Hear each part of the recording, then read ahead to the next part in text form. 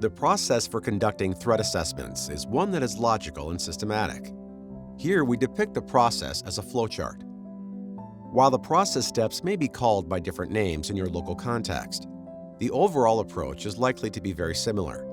The process depicted here is directly aligned with the Pennsylvania Commission on Crime and Delinquency's Model K-12 Threat Assessment Procedures and Guidelines. Threat assessment teams are encouraged to develop their own processes that fit the local context and school board policy and procedural requirements, and the process depicted here can be used as a starting point for teams.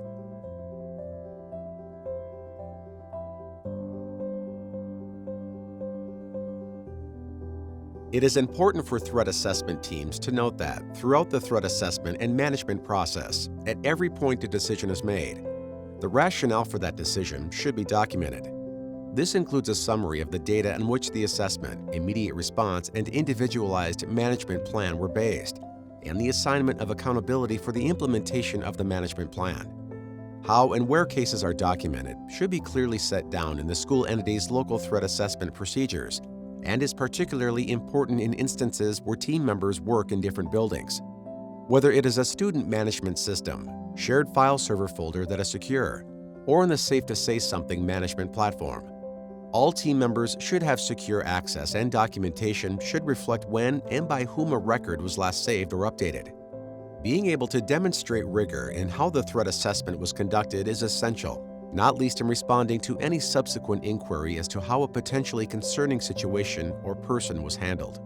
We will now work through the process steps, illustrating how these map on to the higher level framework for the conduct of threat assessment we looked at earlier in the training that proceeds from identifying situations or individuals who might pose a threat of violence through gathering information, assessing the extent to which a threat is posed, and finally to the management of the situation and mitigation of risk. The process begins when a situation or person of concern is identified and is reported, typically but not always, to the designated team leader of the threat assessment team, who is often a senior administrator for the school entity. Reports may originate from school staff, such as class teachers, or they could come from the Safe to Say Something Crisis Center analysts, or a variety of other channels. Immediately, and to ensure any imminent threats are capable of being contained, an initial inquiry is conducted, marking the start of the inquire step of the threat assessment process. At this stage, referred to as the intake and initial inquiry, with the information available, a decision needs to be made as to whether the situation or individual presents an imminent or direct threat to themselves or to others. If the answer is yes, immediate steps must be taken to contain the threat, protect any identified targets, and where a threat to self, the student themselves, and refer to law enforcement. In parallel, Child Protective Services may need to be alerted, as would the individual's caregivers and the target. During the initial intake and inquiry stage, immediately available information from initial interviews with, as relevant and practically achievable, the individual who might pose a threat, targets, and any witnesses, and background knowledge is gathered and reviewed to determine whether or not a threat is actually there. An imminent threat, including of suicide or self-harm, may trigger the school entity's crisis response protocol from their emergency operations plan. These situations are relatively rare, and in most cases, the threat would not be judged imminent or direct, and the case would be triaged. It is important for threat assessment teams to recognize that, even where an imminent or direct threat was identified and law enforcement notified, the threat assessment is delayed only until the individual who might pose a threat of violence, target, and wider environment has been made safe. Once that is achieved, the threat assessment process moves forward. It is at this point that the threat assessment team has the time, although this may still be limited, to gather more information about the nature of the threat and determine appropriate next steps. Triage is conducted by the team, or more usually, a subset of the full team as determined appropriate by the team leader. The aim of the triage step is to make an initial determination of the nature and level of threat. This involves deciding whether, with the information immediately available to the team, they can determine with reasonable confidence whether the threat represents a low level of concern, what is termed as transient threat, or whether either the level of concern is higher or more information is needed, a substantive threat. For example, a fourth-grade student with significant developmental delay who makes a bomb threat would pose a low level of concern in that they lack the ability to acquire bomb-making materials and build a viable explosive device. While the student would undoubtedly require some form of support or intervention, the case here would in most instances be documented and closed after appropriate referrals had been made. However, if concerns remain, more information is gathered, and if the full threat assessment team has not yet been involved at this point, they would be. A third determination, other than a substantive or transient threat, is also possible, and this is that the individual poses no threat to others, but does pose a threat to themselves. These cases will be rare, as in most cases, individuals at risk for suicide but posing no risk to others will have been identified and inducted into the established Act 71 pathways that exist in the school entity. If, however, it is the threat assessment team that observe warning signs or risk factors for suicide risk, but no indicators of a threat to others, the student should be immediately referred to the school entity's Act 71 pathway or crisis response team as appropriate.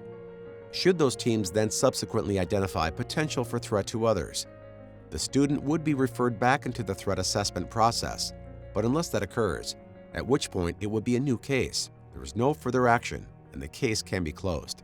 Of course, the intake and initial inquiry and triage steps are, in some situations, very rapid, such as where the presence of a weapon, specificity of targeting, or other research and planning behaviors come to light, or where there is a potential high discipline consequence.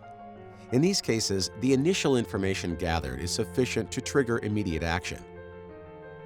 If in triaging the case, it is determined that concerns are present or that more information is needed, a full inquiry should be initiated. At this stage, the threat would be regarded as substantive. We know that a high proportion of those assessed as posing a threat of violence to others are also at risk for suicide, and threat assessment teams are advised to screen for suicide risk at this stage. Regardless of the outcome of the suicide risk screening, substantive threats will require the threat assessment team to mobilize fully and to notify and protect intended targets. In addition, however, if the suicide risk screening identifies that the student is at risk for suicide, they should be referred to the Act 71 team or crisis response team, those responsible for suicide risk assessment and intervention. From this point onward, close coordination between the threat assessment team and the Act 71 or crisis response teams is required to ensure intervention efforts are mutually supportive. During the conduct of a full inquiry, further information should be gathered and reviewed, and would include a review of existing information, such as available in the cumulative student record or online resources.